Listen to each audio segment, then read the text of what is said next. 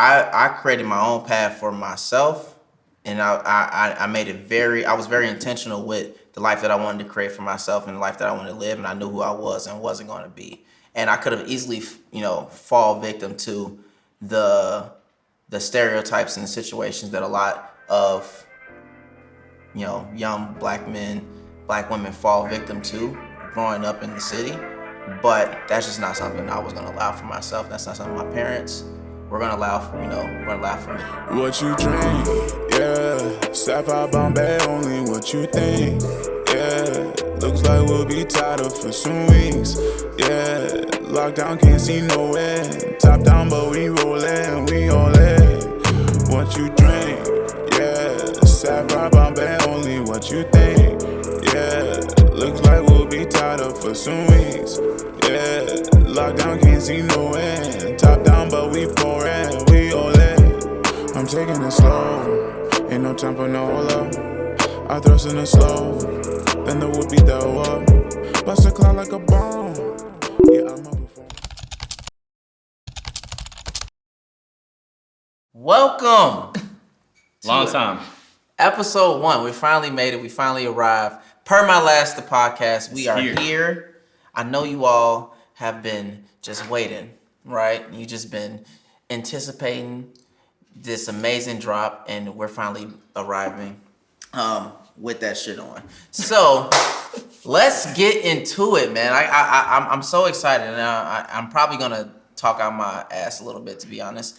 But I'm so excited because Yoshi, we've been planning this for months. And we start at the beginning of the year, this year we have to, whatever we put on the table, we have to bring it to reality. Yeah, we set a word for this year. Execution, right? So it's less talky, more doey, right? So now we're here, everybody's here.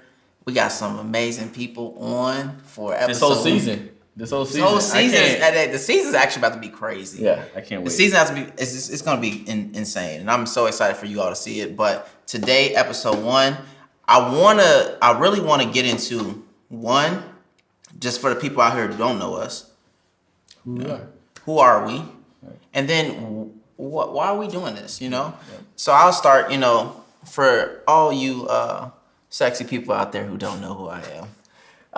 It's podcast poppy to you, Khalil Simmons to those who I call a friend. Yeah, I'm a digital strategy consultant for Google, aka clown on the weekends. I love to bring a little to the show. You're gonna see that a lot throughout this season. But super excited to be here. Super excited to bring this vision to life. Mm-hmm. Co-host. Co-founder of Per My Last podcast, and I'm gonna pass it over to you before I get into the reason. But introduce yourself to the people, brother. Welcome. As Khalil said, it's been a long time coming. The preparation we've put into this, the heart and soul. We'll get into why we've done all this, but I'm Yoshi, Yoshi Haynie for those that don't know me, an attorney at a big law firm, working to make a name, but really just here as co-founder of this podcast, but also co-host of season 1, helping produce on the background. But we're here to drop just great gems and to use our network and our platform to put other people on. Mm-hmm. And I think that's the big part of what my nonprofit, which is in partnership of this, encourage you to go and follow at encourage you to. For all the motivation, inspiration, and positivity, because we all need a little bit more of that in our life. And that's what we aim to bring, right? Using our voices to propel this forward. So I'm happy to be here. I mean, it's been a long time coming, like Khalil said, and all the sweat. I don't think we cried yet, but not yet. I'm sure there's some tears that might be flowing. Coming soon to a pod near you. I'm just super excited to be here. I'm super excited you joined us, and hopefully you stick around for the rest of the season because we have a lot in store for you. Mm-hmm. And what's the name of this one? So this is Per My Last podcast. We really wanted to help bridge the gap between luxury and corporate America. So I feel like the name was very fitting. for what we wanted to bring to the people, something just original, something authentic, original, something that you don't see on a day-to-day basis. For me personally, when I kind of thought of this idea, I wanted to reshape the idea of success of, in our community. When you think about the Black community specifically, right, or minority specifically, early on in life we're taught the only way you can live a life of luxury, only way you can live, you can live your dreams or bring your dreams to reality, it's always, you're an entertainer, you're athlete, you're doing something illegal, and to me that just never sat well.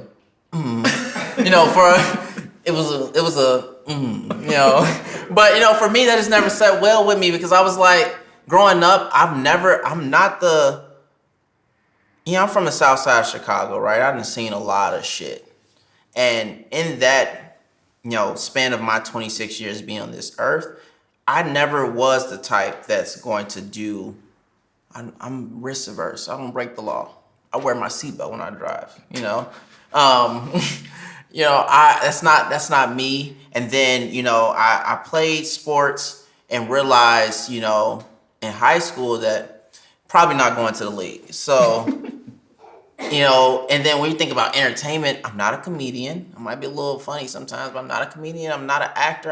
That's just, it's the few, the proud, we leave that to those who can do it well, the athletes, right, you feel me? The 1%, and I feel like we're put in this box very early on in life that, like, okay, the only way that we can live a life of luxury, the only way we can achieve our dreams is if we fit into these boxes. Where in the reality situation, I know so many people, that have achieved their dreams, live very successful lives that don't fall into any of those boxes that people have tried to put us in. So I wanted to create a platform where we can bring those people on, tell their stories, and just give the blueprint to how they have maneuvered these professional, spaces, how they navigated these spaces, and brought, created a space for them to bridge that gap, live a life of luxury. So that's the vision, and I hope you all can really see that and what we bring to you all this season. And that's it. You said it perfectly. I think the biggest thing is the 2 A's, access. Access being super, super important, because you can't dream what you don't see. Mm-hmm. So for us, it's bigger than just wearing designer. Because this is just the secondary and the byproduct effect of believing in yourself. The things that we're going to talk about, the foundations of your success start from the things you can't see, right? And so we want to get into and unpacking. You probably saw in the promo that most people, especially when they get success, they want to secure for themselves and the ones they love. Well, we're here to do that for everyone that's watching, and anyone that we can provide more space for. So when you think about access, it's not enough to just secure your own bag. I'm trying to secure the bag for anybody and everybody who wants to do that, right? To have the right mentality and a sponge. And so why we're doing this is really just the epitome of access. And then, I think the other A that we really focus on is, achievement, right? We're defining achievement. What does that look like? I think there's so much, you said, diversity in success. You don't have to be an attorney. You don't have to work for Google. But there's so many different successful models that we look to give you. And if whatever you see yourself in, that you can then replicate and make it your own. Brand yourself. And we're here to give you the game. There's nothing to be held. We're trying to be as authentic, there's another A, as authentic as possible, but vulnerable in the process. So Amen. We're going to get into some real topics. Hopefully you stay tuned with us throughout the season, and hopefully we keep growing. A big shout out first and foremost to our sponsors. John Basil, Boo Young. We got a ton of, they've been with us since the beginning of this process. So definitely want to shout them out. If you're at, any local liquor store in the city, Preferably black owned. Black and that's a owned. big part, right? Yeah. Using our space that we have to put other people on. If you felt like you couldn't put someone else on, it's probably an insecurity in yourself because there's so much space at this table. And a real boss, I think, makes space and room for others. Amen. So I mean, we talked enough. I'm about to say enough about us. All right, we got some We got some stuff on though. We do got some shit. We do got some shit, but before we get into our behind the drip segment, I have to shout out our guys for coming on. Yeah, you know, Crossing us. Shout out to the guys for coming on and rocking with us for episode 1. We're setting the foundation for the vibes that we're about to curate for season 1, episode 1 especially. Right, you're setting the tone, brothers. Welcome. Welcome to Per My Last, the podcast. All the first ones. Yeah. First ones to get a taste of this. As we should be. We excited to be here, man. This nut activity we finna provide all season. I want you all to tell the people a little bit about yourself, where you're from, who you are, what you do. Give them a little context around, who you are, and then definitely want to dive into drip because I peep. You know what I'm saying? I might not say much, but when I do, Jesus Christ. Jesus Christ, you know what I'm saying? So, I'm gonna start with my brother Titus. Tell him a little bit about yourself. Yeah, I'm Titus. I am from the north suburbs, Gurney, Illinois, Six Flags for y'all who don't know where that is. But I work with Khalil here at Google. That was how we met. I am also a digital ads manager, working with small to medium sized businesses, helping them grow. Most of your moms and pops, restaurants, a lot of just businesses that are looking to grow, e-commerce businesses, etc. So it's pretty much what I do on a day-to-day basis, managing clients and working on behalf of Google. Mm-hmm. Vaughn. Yes, Vaughn. J. Smith Media. Right. So my full name is Javon. I go by Vaughn. I am a senior data sales analyst at the Clorox company during the day, but I also own a media business at j.smith media on Instagram. So I do photography, videography, weddings, just anything that you guys need to be captured. From the west side of Chicago, born and raised. Had the honor of meeting Khalil and Yoshi at Mizzou and joined their fraternity, Kappa Alpha Psi. So our fraternity, brother. well, our fraternity. So you better say with some hair on your chest, boy. Yeah. So that's me. All right. Well, look, we told y'all to put that shit on. Yeah. The preface for, and you all gonna see this a lot this season, right? The preface for Per My Last podcast is not only to provide amazing content, but we're selling visuals around here, right? So the only rule, and I only have one, is that you must put that shit on at all times. So if you are a guest on this show, don't be surprised if you see some people with some crazy shit that they put on. So let's get behind the drip. That's one of my favorite segments. I love a little fashion. I'll start. I adored her, so I de-ordered. You know what I'm saying? I got my little Dior. I can't. If you seen, by this point you probably seen the promo. Yes. I did. I dropped that bag for this. I won't lie. You're going to see it every fucking time if you need to. You know what I'm saying? But, I got my little Dior on. Some McQueens. Keep it real simple. Zara. Keep it real simple. AP on the wrist. I love my little jewelry game. But, I kept it real regular schmegular. But, I did what I had to do. Brother. Lies. It's not regular schmegular. I don't know what regular you're from, but all right. I mean, I think the biggest thing, right? We invested in our image because that in itself is what people want to see. I mean, the culture we live in now, success, we want to see it. Right. But I think bigger than that is you can attain anything, whatever you do, however you define success. If that means putting on Dior and going into sex and spending that bag. If you adore Dior. Okay, well, I'm here as to give the corporate attorney vibes. We have a gray suit on from Express, gray AP on. We're matching for lifers, twins. Infinity Stones. We have on some socks, the Canopy collection from Mr. Suitable. Another one of our sponsors. Shout out to Derek, our profile. Amen.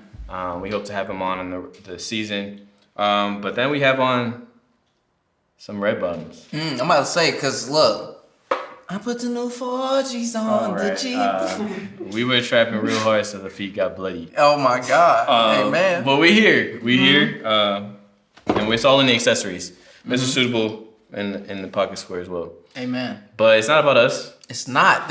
We don't even want to talk about us no more. I have to get on to my boy, because I swear to God, I text this man. I said, put it on. He said, say less. And he came. He delivered. Both of them. I'm like, I seen them when they walked in. I said, I know they did it. I know they did. But they did. They did. So, Titus, give us an behind the drip. Inspiration. I was called to do an audible, last minute, make a real quick change. So I was like, okay, let me see what I got. It's like, you got to match our fly. I was like, all right, Say less. Khalil and Yoshi, 2 fly dudes. Let me get in the mix. But shirt, Fendi out. Hair Zara. We keep it. I like the fit. They go with the slimmer fit. It just fit me well. Shoes, Balenciaga lace ups. I got, Cuban link bracelet, chain underneath, keep it hidden tight. Right, you know what I'm saying? Subtle. And then this is just a hand-me-down ring, from G Pops, me. So we gonna try to keep it in the family. I love it. Now, Von the Don. What's up? Talk to us about the motivation, the inspiration behind the fit. I got you. Well, I got a text saying that put that shit on. I thought to myself, maybe I should wear some type of suit. I text you. We discuss. But I had to pay homage and tribute to my brother Torrance that passed away yesterday. He sold me these shoes. They come out in 3 weeks. Jordan Simmons. They're women's shoe only. But I got these ahead of time from him. His business Walk Off Chicago just launched 2 weeks ago, but his life was taken over some shoes yesterday. So I don't want to point out anything else in my fit, just the shoes. Just want to pay homage to my boy. So. Amen, man. Shout out to T. Torrance, bro. That was a real good brother. I mean, honestly, let me just be real frank and say to be here right now, we appreciate you. Yeah, for sure. You know what I mean? Because it takes a lot to sit here and to come through some trauma like that. But I mean, I think that's the epitome of life, right? Is that you can't script it and you don't know what's about to happen. So with the 24 we got in front of us, Kobe, the Mamba mentality, what you do with that 24 is important. And so I appreciate you being here with us, especially in the timing of it all. Yep. Where do you know it? All right, well, look, I mean, I think want to get to it. It's time to get into what this episode's about. And then let's get into, really what we have to offer. So, episode one, we gonna get into it, right? We're diving deep. And I think the theme of the day is, and I feel like this is more timely than anything. Are you a product of your environment, right? Oftentimes I struggle with Chicago because as Chicagoans, we really love this city. We love it. I don't know nobody from Chicago who can sit here and say, I don't like being from Chicago. That's deeply implanted into us. But at the same time, being from Chicago, it comes with a lot of trauma, a lot of life experiences. It forces you to grow up very fast, being where we're from. So I want to definitely dive into the environments that we come from. We've all been able to achieve something in life, and we all have come from. We all got an interesting story to tell, right? And that I feel like a lot of people out there can probably relate to. Yeah. So let's dive into that a little bit. You start, right? So being a product of the environment, you claim Southside, right? So, and I'm from the South suburbs. So, I mean, I think one, it's important because I like to say first and foremost that wherever you're from, it doesn't have to define you, but you also shouldn't hide it. You know what I mean? And so there's a lot that comes in to unpack that, but what does it mean to be a product of the environment? So that's a great question, and it's so funny because like up until probably college, I used to claim I was from Atlanta because I hated being from Chicago. I was born in Atlanta, but Man definitely has a 404. Yeah, I still have a 404 area code on my phone. You get my number, you know you gonna see the 404. I don't have the same number since I was a shorty. But I can't tell you nothing about Atlanta. Like I'm from Chicago, and I wanted to be different so bad. I'm like, no, I'm from Atlanta. Fuck all that. But I feel like to answer your question, it's like now I'm more proud than ever to claim Chicago as where I currently reside and where I'm from, because it has literally played such a factor in my development as a man. Like to answer your question, like what does it mean to be a product of your environment? I think it's like that's a double-edged sword. Like I am not a product of the environment that I come from, in the sense of I didn't let where I was raised define who I am as a man, or define who I was going to be as a person. You know, the circles that I kind of played in when I was younger. But at the same time, I am a product of my environment. Being from Chicago, we are some of the most like gritty individuals. We grind, we get to it. We don't fold for nothing. You know, super anti-goofy behavior. Like it's just so many things that I feel like if you're not from Chicago, you just can't relate. You don't understand because of how we have been raised and how we brought up and the life experience that come with it. So I am a product of my environment in a sense. Like it defines who I am, but I don't let it dictate who I am. That's right. I don't like. That's right.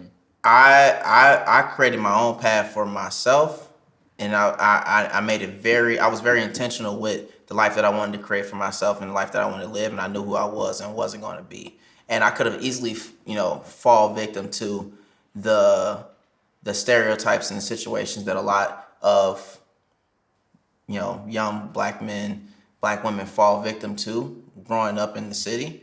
But that's just not something I was going to allow for myself. That's not something my parents were going to allow for me. So luckily I was blessed to have, two parents that really instilled, great values in me, so I can be just someone who thinks for themselves and not a follower.